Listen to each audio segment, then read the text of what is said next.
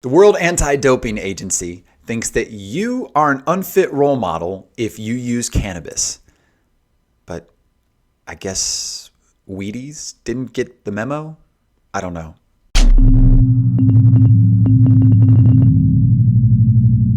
Members of a World Anti-Doping Agency panel say that marijuana use by athletes violates the spirit of sport, making them unfit role models whose potential impairment could put others at risk.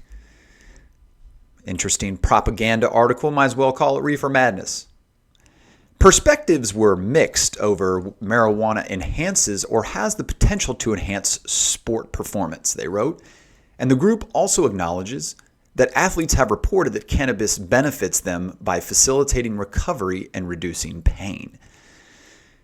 But in the end, they said that the use of marijuana in competitions violates ethical standards justifying the ban.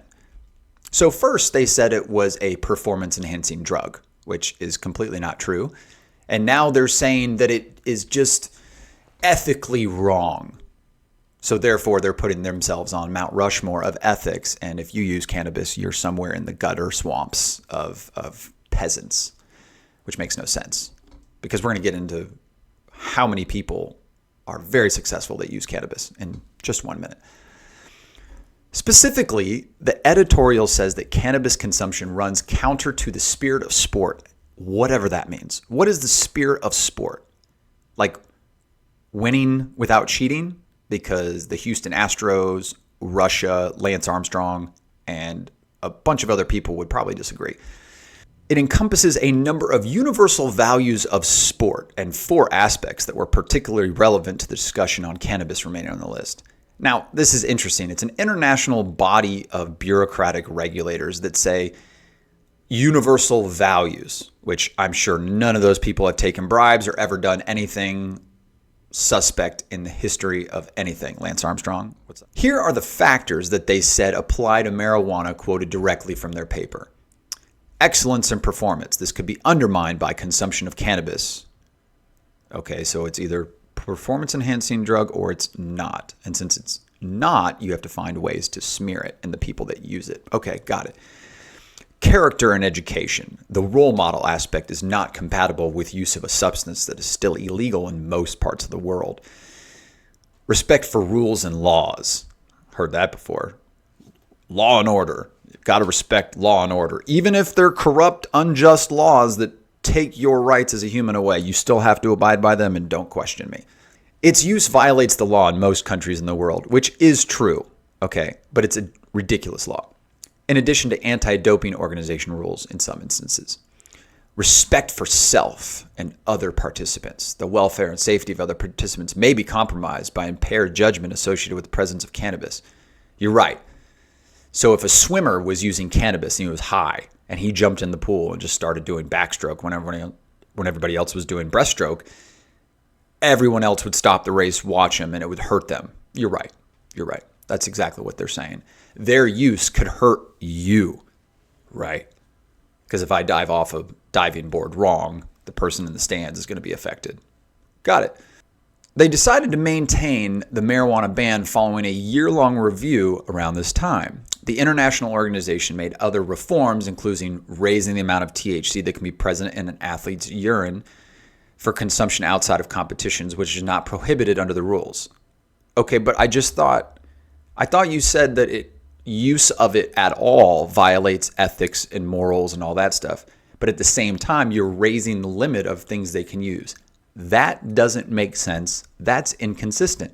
You're either all in or you're all out. If you say it's bad, you can't nuance its use.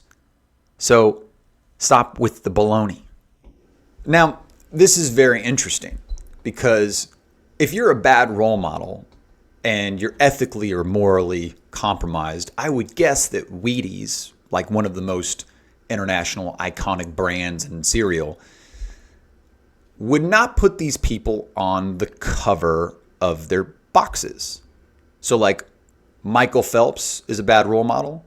Chachari Richardson is a bad role model. Al Harrington is a bad role model. It's interesting. Like 75% of the NBA, 85% of the NFL. These are all bad role models. Now, there are some bad role models mixed in there, but it's not because of cannabis use. It's because of their actions outside of cannabis use, like whatever it is. So, not even going to go into that. As opposed to Lance Armstrong, who cheated multiple times, but reaped all the benefits and probably got on a Wheaties box. I got to check about that. Houston Astros cheated, still got to keep their championship. Nothing happened to them. Any college team that cheats.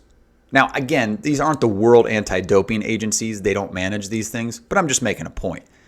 Like, Russia was banned from doping in the Olympics, but yet they still got to compete under no flag. Now, how does that make sense? If you're trying to send a message to the world that we don't like cheaters, and this is kind of what you're saying is morally and ethically, we have to be good, moral, and ethical people to compete in these world athletic events. Okay, well, they cheated, you caught them, and you let them compete anyway. Well, they didn't get to have the Russian flag and the Russian clothes and all that stuff. But everybody knew they were from Russia. So what is the point? That's a huge elephant in the room. Like, this just makes no sense. This is propaganda 101. And this is what happens when cannabis is winning, reforms are being enacted, countries are legalizing it, states are legalizing it, and the world powers that be are losing control and it's slipping through their fingers, and they can't put people in jail and they can't suspend people anymore for using cannabis. If it really is detrimental to the athlete, how is Michael Phelps winning? How is Sha'Carri Richardson winning? How is Usain Bolt, the fastest man on earth, using cannabis? Must be flying pretty high, I guess, you know. So it's either performance enhancing, which then you have to admit it's great, or it's not performance enhancing, but yet you ban it anyway. Usain Bolt and Michael Phelps must be better than I thought, because if it hurts your performance and they're still winning, man, they're all spotting you guys like, you know what, I'll race you stoned, you race sober, it'll be a little bit more even. Okay. I was a high school and college athlete, and I used cannabis. So I'm not alone. There's thousands, hundreds of thousands of people all over the world that are athletes that use cannabis. Like, for example, Al Harrington, like I mentioned, he played professional basketball, then retired and started a cannabis company named Viola, named after his grandmother.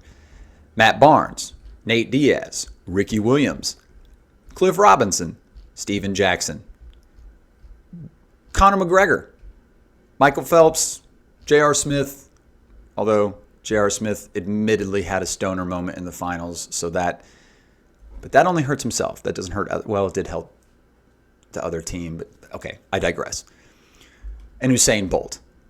These people are all way better athletes than me and you, and they all use cannabis and or CBD. So I think the notion that all of this cannabis propaganda, I think it's kind of dying. Not to mention sports and all these things are changing its rules. UFC announced that they're no longer punishing fighters for marijuana. NFL is no longer drug testing for cannabis. The NBA is using CBD endorsements. Same with the NFL. The Major League Baseball said it's going to use CBD endorsements as well. So it's over. Time's up. Again, the war on drugs is over, and drugs won, even though cannabis is not a drug. We're starting to see that these world anti-doping agencies are taking their names a little too literally, and they're not following the science. Because if the United Nations and the United States and multiple other countries have recommended being moved from Schedule 1 to Schedule 3, we are now in a conflict of regulations. So hopefully it changes soon, but this is a whole bunch of propaganda. It annoys me beyond anything when articles like this, because somebody is just going to pick it up and go, yeah, and just repeat what this is. But when you look at it and you look at all the nuances, you can't really defend this stance. So, are you a unfit role model because you use cannabis? Let me know what sports you played and how cannabis helped you.